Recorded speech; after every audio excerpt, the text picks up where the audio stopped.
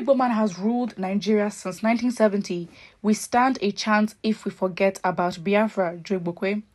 According to VanguardNigeria.com, Jogbokwe, a bona fide member of the ruling All Progressives Congress Lagos chapter and a strong supporter of Bola Ahmed Tinubu, has admitted that the Southeast hasn't tasted presidency since 1970. There have been calls for power to be rotated to the Southeast for the sake of equity and fairness. However, Jogbokwe believes it won't come on a platter of gold.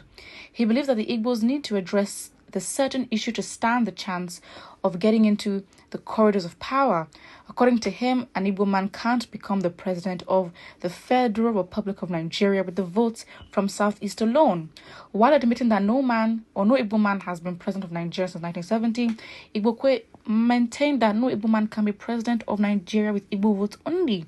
He called on those promoting ethnic bigotry to put an end to it. In his words, he says, "We need to work together.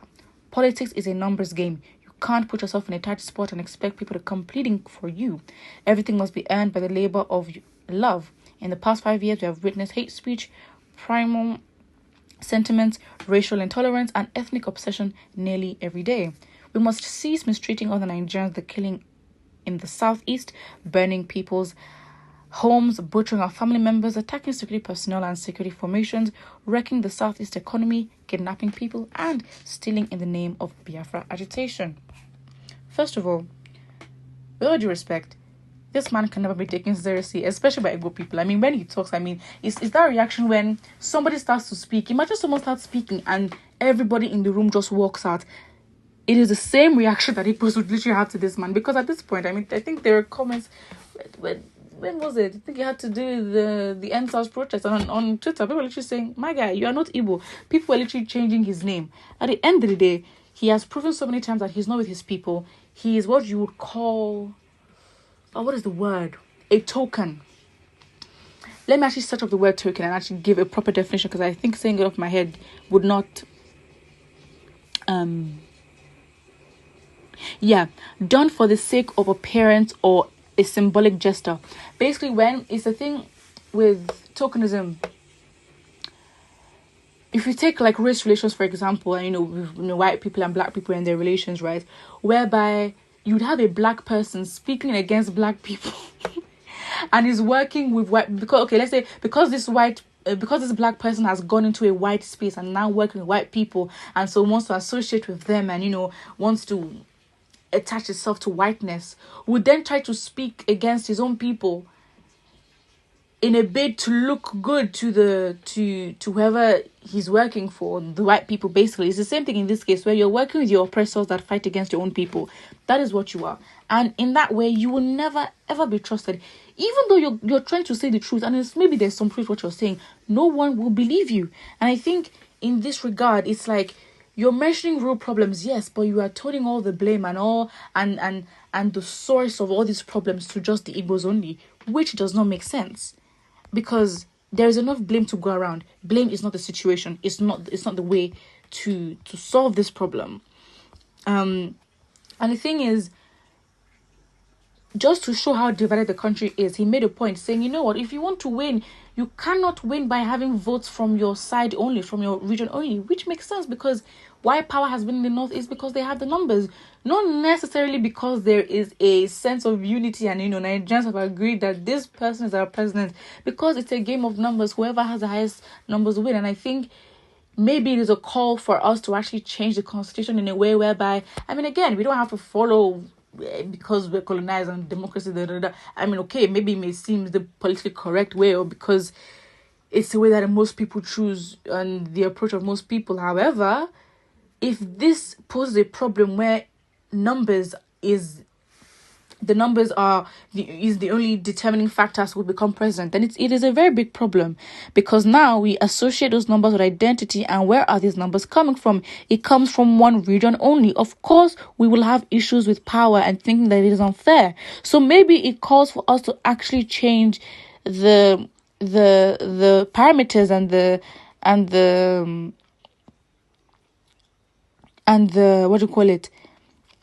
and the stakes and factors that actually allow for one to become president. Because just numbers only is not going to cut it. It's never going to be fair. If we're going to say it's a game of numbers, it will never be fair. It's as simple as that. So maybe it shows that there's something that needs to change. and that's just what it is. So in that regard, okay, maybe I do understand his point. However, because of who it's coming from, and again, your person and your character also, it also undermines and taints the message you try to preach, even though it may make sense, but because you've just consistently proven to disrespect and literally betray your brothers. I mean, you've done it to an extent where they don't even consider you to be theirs anymore. They revoked your Igbo rights. I mean, there was a point where you even mentioned that he was scared to go to the southeast and go to where he was from because he didn't know how the people were going to react. And it's like, you caused this for yourself. So it hurts, it's sad, but it's the reality of the situation. What can you say? He's I mean, things like there's no point of return unless he does something magical. But yeah.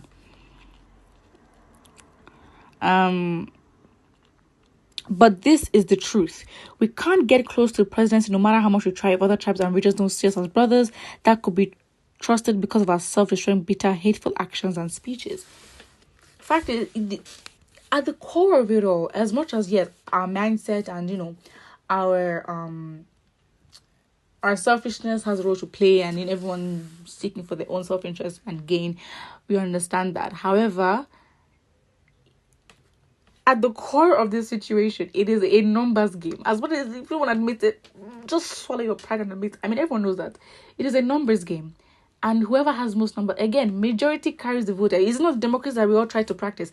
Majority carries the vote. So it's a thing where, what can we do? So it's not like, as Nigerians, to promote fairness and equity, we cannot depend on numbers alone. It's going to be unfair. But then with the kind of constitution and the way we want to be led, this is what we have chosen to be the way to decide who would lead us. What can you say? What can you say? Very, very sad. But what can you say? It is actually so. It's very disheartening. But it is what it is. We just have to find a way to solve it because it's not going to change. And as much as, yes, Jogboko may not be the most liked person and the most accepted person to even speak to the Igbo. I mean, it's a task that he has. I mean, it's a different thing if you're speaking to other people, basically non-Igbos. But it's like, with all you've done and you're still addressing the Igbos, wow, it takes a lot of confidence. And it's very, very sad because, he's making a name for himself, for his family, for his kids, and it just is what it is.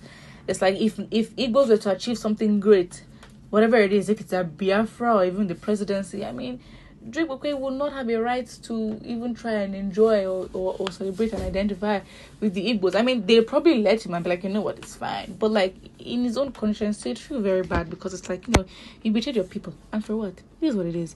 But put what you think about this in the comment section below. Do you think it's likely that Igbos will become, an Igbo person will be president? Because realistically, with the whole Peter Obi movement, IPOB and Biafra, they've been quiet very lately. So it's like, because they've been quiet lately, it shows they're not really problematic people. It's just a thing where, with equity and fairness and being treated right and actually having the power to decide for themselves and their own resources, that's what they're looking for. So it's like, for the fact that Peter Obi is, coming to the rise and all of a sudden IPOB is quiet, it shows that these people are also not just noisemakers, as some would say, and are actually willing to comply. Well, if they're also taken into consideration, here's what it is. It's all power, politics. What do you think about it in the comment section below? And do not forget to like and subscribe.